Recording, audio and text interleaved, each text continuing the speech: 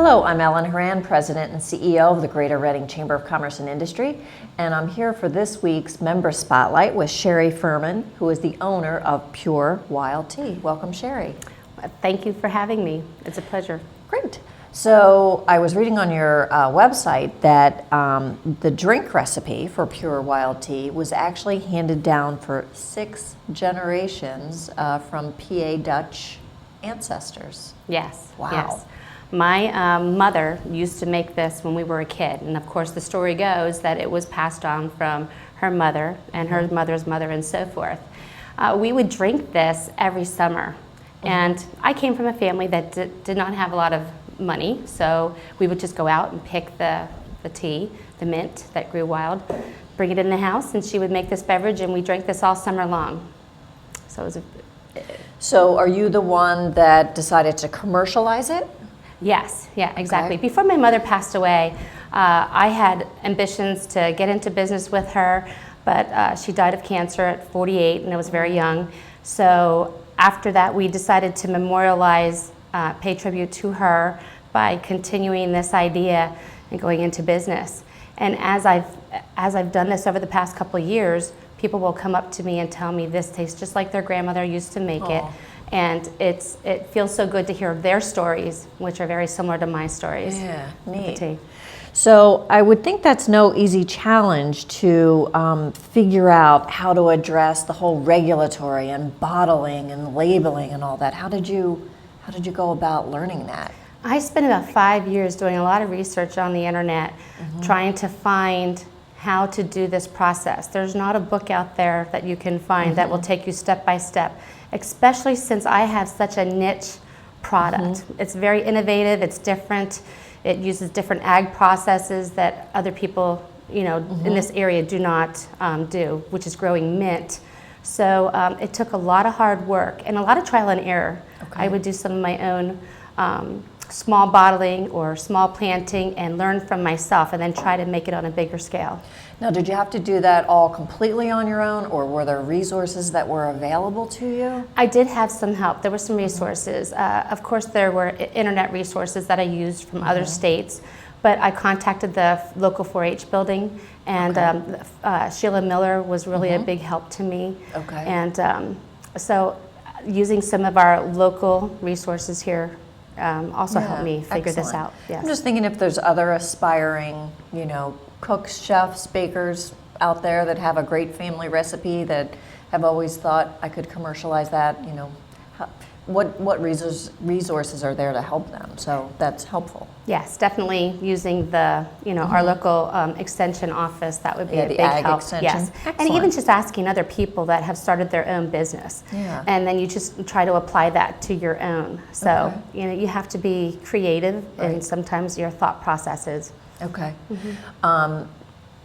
Now, with it being a food product, that has to be made in a commercial kitchen? Yes, yes. And how did you start with that? That's kind of a hurdle that a lot of aspiring entrepreneurs struggle to get over. Did you have your own kitchen meet the standards, or did you tap into an existing? Okay.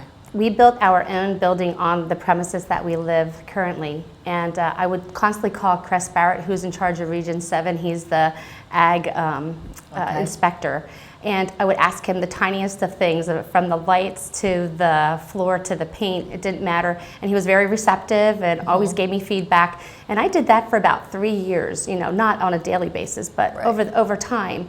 And he was just very kind and courteous and told me how to do it, because they want to help you. Right. They want you to succeed. They're not there to shut you down. They're there to help you through the process. So it was very informative. Wonderful. But I've had calls now from people, and I felt good being able to kind of share. Pay it forward. Yes, exactly. Pay it forward. Love that. Yeah. Okay, now the distribution. How did you figure that out? Well, my husband and I, we went down to Georgia, and my father, and picked up 2 enclosed cargo trailers.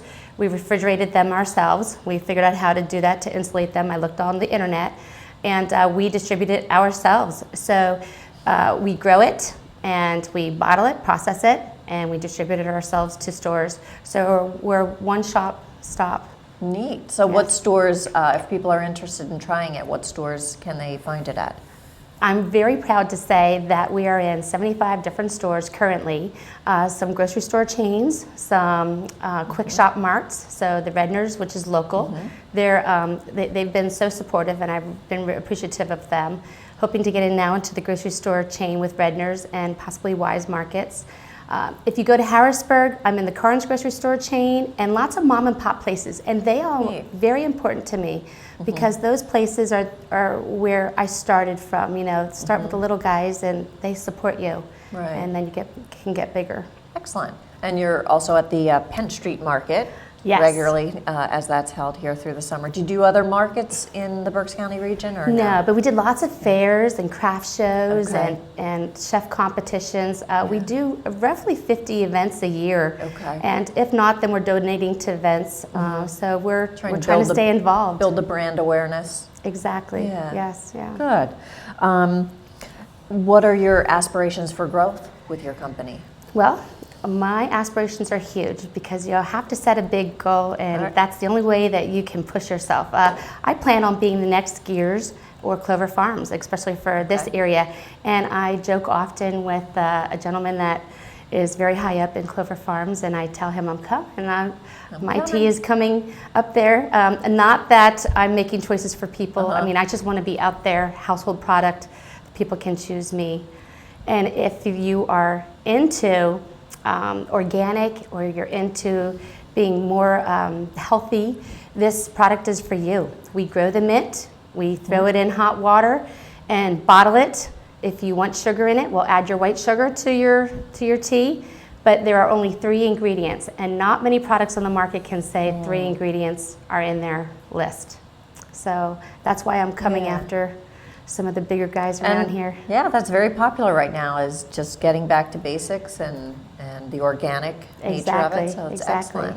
And I don't mean I'm coming after them. They are a role model to me, so I you want aspire to be to be with them. I want to work with them. That's the way I took it. That's how, I just want to make sure that we're all on the same page because I definitely just look up to how they have been able to build their businesses to what they are. So one day, give me 10, 20 years, and I will be there too. Now, Sherry, you mentioned there were some other organizations that gave you some help more recently.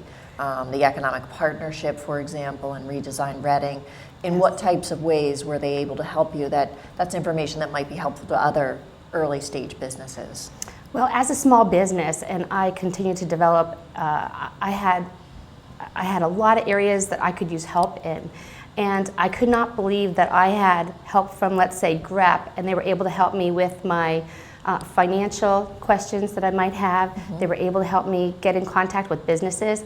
They put me in contact with the Reading Hospital, with the Crown Plaza, local retailers now that actually carry my product. They also were there to help find me a co-packer. It's not easy finding someone to help with my niche product. So to find someone that could, co-pack or a forwarder to help me get materials was really important to me. And the Redesign Reading, letting me set up out here every Thursday for the market was fantastic. Best way to be able to be, meet lots and lots of people. Good.